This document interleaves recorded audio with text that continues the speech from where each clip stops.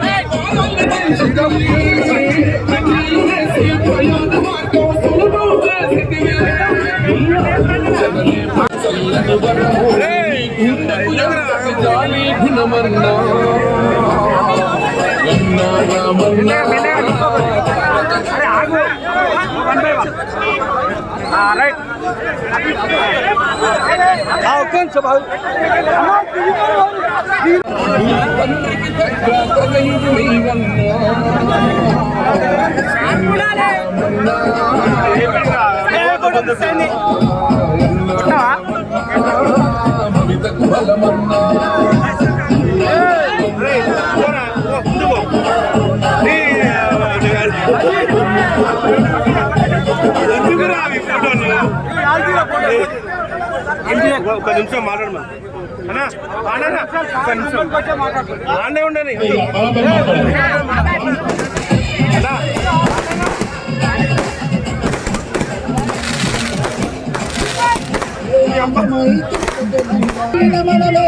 ఈ కేసులకు నిందలకు భయపడతా. హలో 2 నిమిషాలు కేటీఆర్ కూడా చెప్పాను అంతా అయిపోయినాక అన్నా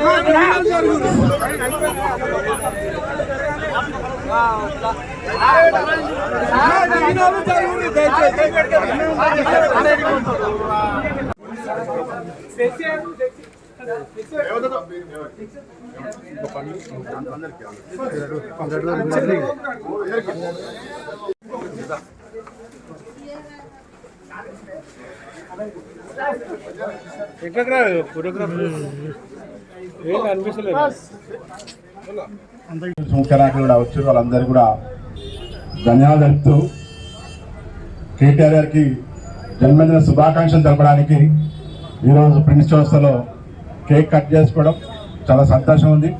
దాంతోపాటుగా మనం కేటీఆర్ గతంలో చేసిన అభివృద్ధి కూడా ఒకసారి ఆలోచించాల్సిన అవసరం ఉంది. 2014 తర్వాత మున్సిపల్ మినిస్టర్గా, ఇండస్ట్రియల్ మినిస్టర్గా, ఐటీ మినిస్టర్గా మరియు మా అందరికీ పెద్ద నాయకుడిగా దిక్సూచిగా ఉండి భారతదేశంలోనే తెలంగాణ రాష్ట్రం అగ్ర రాష్ట్రంగా, అభివృద్ధిని రాష్ట్రంగా చేసిన ఘనత కేటీఆర్ గారికి దక్కుతుంది. భారతదేశంలో ఎవ్వరికీ అలాంటి ఖ్యాతి దక్కదు. ఎందుకంటే ఎంతో ముందు చూపుతోని, ఎంతగా సుభిక్షంగా ఉండాలి, తెలంగాణ బాగుండాలనే ఆకాంక్షతోని కేసీఆర్ నాయకత్వంలో కేటీఆర్ గారు చాలా గొప్పగా పరిపాలించును. అందులో ముఖ్యంగా భువనగిరి కాన్స్టిట్యున్సీ, ఇటు పోచంపల్లి మున్సిపాలిటీ కానీ, ఇటు భువనగిరి మున్సిపాలిటీని కానీ అన్ని గల్లీలలో అండర్ గ్రౌండ్ డ్రైనేజ్ చేసుకుంటూ, సీసీ రోడ్ చేసుకుంటూ అన్ని రకాల అభివృద్ధిలో ముందు వరుసలో కేటీఆర్ గారే ఉండేవారు. భువనగిరి కాన్స్టిట్యున్సీ అభివృద్ధి బాగా జరగాలనేది. అలాగే పోచంపల్లి కూడా గతంలో ఎక్కడ కూడా సీసీ రోడ్లు కానీ డ్రైనేజ్ సీసీ లేకుండా ఉండేది. మున్సిపాలిటీలు ఎంతో దుర్గంధంగా వాసన వచ్చుకుంటూ ఎంతో చండాలంగా చెప్పని విధంగా ఈ మున్సిపాలిటీ ఉండేది. ఈరోజు ఇంత గొప్పగా కావడానికి కారణం కేటీఆర్ గారు. అలాగే ఐటీ కూడా చూసినాం.